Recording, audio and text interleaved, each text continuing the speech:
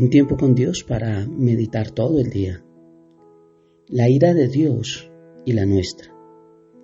Y leemos en la carta a los Efesios en el capítulo 4, versículo 31. Y dice la palabra de Dios: quítese de vosotros toda amargura, enojo, ira, gritería y maledicencia y toda malicia. La ira de Dios y la nuestra.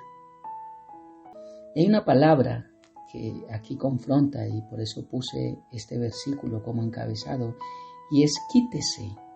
Dice: quítese de vosotros todo enojo, ira. Pero si la ira y el enojo de Dios existe, ¿por qué Dios no se la quita? Bien, este versículo me da la respuesta, porque la ira y el enojo de Dios no es el mismo que el de nosotros. La ira y el enojo del hombre son distintos. La ira y el enojo del hombre nos llevan a pecar. ¿Quiere decir que airarnos o enojarnos es pecado? No. El problema es lo que hacemos cuando estamos airados o enojados, que eso sí es pecado. ¿Dónde dice eso? Ok, miremos en el mismo Efesios, capítulo 4, versículo 26. Dice la palabra de Dios: airaos, pero no pequéis. No se ponga el sol sobre vuestro enojo. Y aquí es donde quiero explicar un poco. Quítese de vosotros toda ira y enojo. ¿Por qué Dios no se lo quita? Porque es diferente. Porque el enojo de Dios no lo hace pecar a Él. Él no puede pecar porque no hay pecado en Él. En cambio, en nosotros el enojo sí nos hace pecar. O sea que la ira o el enojo es pecado, no. Y también es contra qué estamos enojados, contra qué nos airamos. Alguien dijo una frase y dijo: si vamos a enojarnos y no pecar, entonces podemos enojarnos solamente contra el pecado. La única forma para que no pequemos cuando estamos enojados es enojarnos contra el pecado. Por eso Dios no peca, porque Él está enojado solamente contra el pecado. La ira es la más violenta de las emociones humanas debido a que involucra sentimientos fuertes y nos muestra cómo nos hace perder el control, cómo es algo que es interno, pero qué hermoso ver cómo es distinto a la ira de Dios. Hablando un poquitico de la ira de Dios para hacer el comparativo al final, dije que es algo difícil de entender. Quisiéramos a veces como recortar pedazos de la palabra donde hacen referencia a la ira de Dios y solo colocar el amor y su misericordia y su bondad, pero no se puede. Cuando entendemos que la ira de Dios no es como la nuestra, que es provocada, que es comprensiva, que no es como la nuestra, que no se ha completado, que es compresiva, todo lo que vimos, podemos ver que en la ira de Dios no hay caprichos, no hay rencores, no hay orgullo como en la nuestra, sí. En la de Dios es una respuesta a su santidad, en la del hombre es una respuesta a su orgullo. Entonces entendemos que es imposible hablar de un Dios justo que no responda con su ira al pecado, a los actos que nos alejan de Él. Dios, por su carácter de santidad, es incompatible con cualquier tipo de maldad, por eso la juzga y la castiga. Y está enojado contra eso. Si a nosotros nos da enojo las injusticias que se hacen contra los demás, contra nosotros, pues ¿cuánto más Dios? Que a veces queremos relacionar a Dios con solo lo bueno y creer que lo malo viene de Él y lo aceptamos porque viene de Él y Él lo traerá con algún propósito en nuestra vida y pues que se haga su voluntad como lo hemos visto. Y esto no es así, no existe de esta forma. Pero ¿a qué se refiere esto de que airaos pero no pequéis? Ya vimos que la ira es distinta, la de Dios a la de nosotros. Y Él no puede quitarse la ira porque no lo haría justo. y no lo haría santo. Pero nosotros sí, porque al airarnos nos conduce a pecar. Y aquí lo está dejando claro. Aquí no dice airaos y pidan perdón porque ya pecaron por airarse. No, airaos pero no pequen. No se ponga el sol sobre vuestro enojo. Para entender esto es bueno diferenciar, podría llamarlo como las emociones a las acciones, como la parte interna a la externa, lo que siento con lo que hago.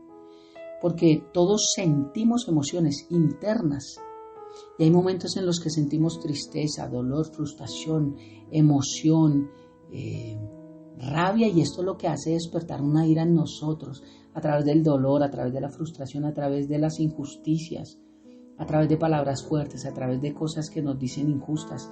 Esto levanta un sentimiento de ira interno. Quiero que entendamos que primero es interno. Y todos tenemos sentimientos que son naturales. ¿Para qué entonces Dios nos dio los sentimientos? Pues valga la redundancia, para poderlos sentir, para poderlos expresar, para poder vivir. Y no son pecaminosos en sí mismos, no es pecado enojarnos. Lo que es pecado es cómo actuamos, es lo externo que le damos rienda suelta a eso interno que sentimos. Repito, las emociones son internas y no se dirigen contra las personas, están contra nosotros mismos. Van en un estado que queda interno, no sale. Cuando hay ira o rabia por diferentes cosas, llega primero a ser un sentimiento, un estado emocional en nuestra vida. Y algunos reaccionamos de diferentes formas. Unos tal vez no queremos comer, no queremos hablar con nadie, tal vez queremos salir, caminar, queremos distraernos, tal vez queremos llorar, tal vez queremos pegar un grito fuerte, tal vez queremos callarnos, tal vez no queremos ver a nadie. Lo podemos demostrar de diferentes formas. Nos desahogamos de esa ira, pero es algo interno que hay acá y que queremos explotar. Hasta ahí no hay ningún pecado.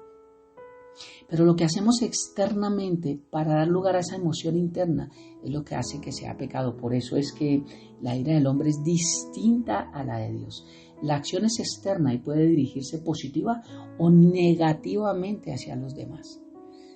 Y vemos aquí como cuando leemos desde el versículo 25 al 32, aquí nos muestra la diferencia entre una vida que ha sido renovada y entre una vida que no ha sido renovada. Y aquí nos explica qué es todo lo que tenemos que hacer. El versículo 27 dice: no den lugar al diablo. ¿Cómo damos lugar al diablo? Cuando nos airamos y pecamos, no cuando nos airamos. No cuando nos airamos. Este pasaje es una continuación de las enseñanzas de Pablo sobre la naturaleza que recibimos a través del Espíritu Santo por la fe en Jesucristo. Si nos enojamos por alguna razón, experimentamos la emoción o la pasión involuntaria de la ira. No debemos permitir que esta provoque acciones de las cuales nos vamos a arrepentir después. Tal vez por eso es mejor a veces cuando vemos a alguien enojado dejarlo solo, dejarlo quieto, para que él pase ese momento. Porque muchas veces cuando entramos no sabemos hablar. Tal vez decimos: otra vez enojado, otra vez se puso bravo, brava, otra vez está, y no entendemos lo que está pasando internamente en esta persona. Podemos verlos 1000 veces enojados, pero desde que no salga ese sentimiento, esa emoción externa a causar daño a su entorno, no hay ningún problema. No hay ningún problema.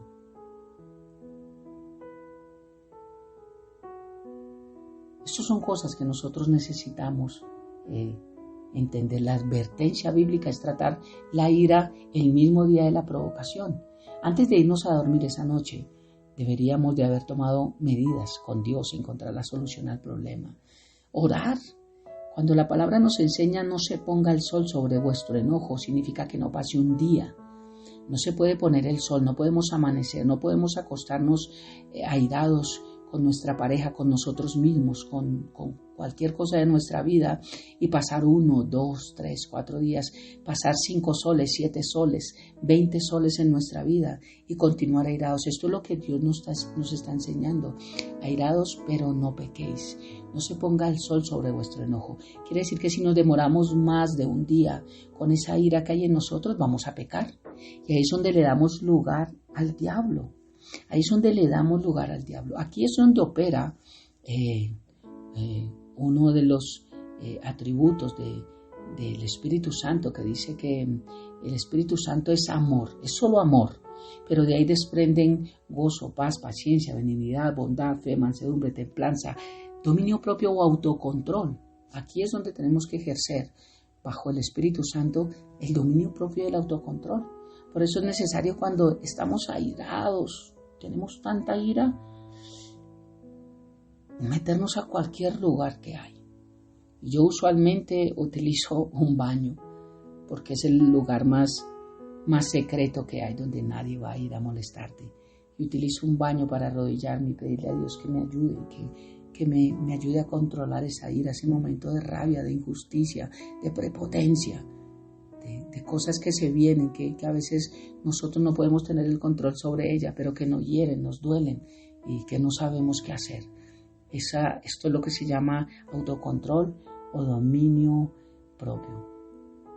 Para concluir, en vez de permitir que la emoción de la ira se convierta en una acción de pecado, la cual nos vamos a arrepentir, aquí Efesios mismo lo dice, sean benignos unos con otros, misericordiosos, perdonándose unos a otros, como también Dios los perdonó a vosotros en Cristo Jesús.